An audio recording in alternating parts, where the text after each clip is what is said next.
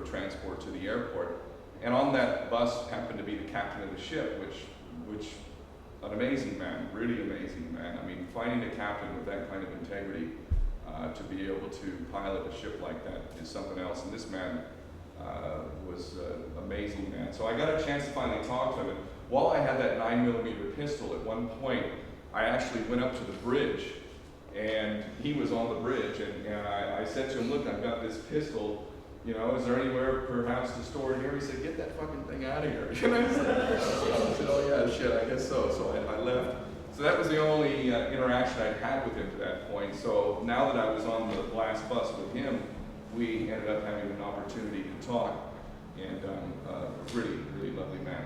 So they transported us to Ben Gurion Airport in Tel Aviv, and while we were there, and it was, one of the things that you experience is they especially kind of prey on any kind of weakness.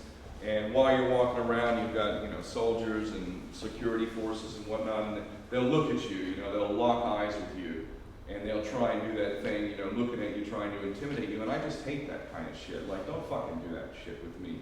You know, if you want to do something, you know damn well you can do whatever the fuck you want, but you're not going to sit here and intimidate me.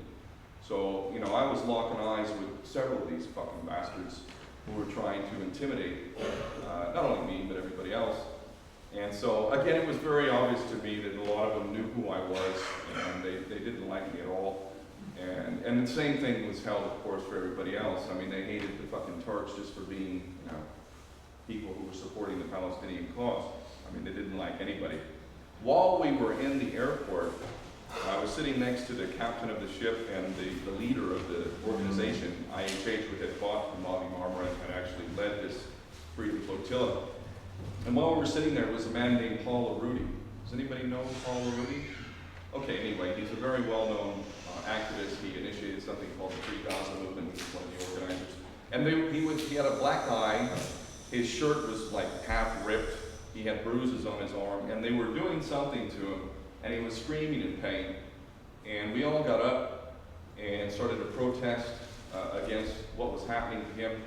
And the Israeli security came up to a group of about probably 20 of us, mostly all Turks. And as we got up and they came forward, there was a bit of a exchange going on there, and the Israelis were, you know, telling us to sit down and shut up and all this kind of stuff. And I got into an exchange. One thing led to another. One of them took out a billy club and whacked me over the head, hit me right here. Didn't do shit to me, all other than make a cut and make my fucking face full of blood very fast. And when he did that, I did what I do when I'm in that kind of situation. I fucking hate bullies. I've always hated bullies.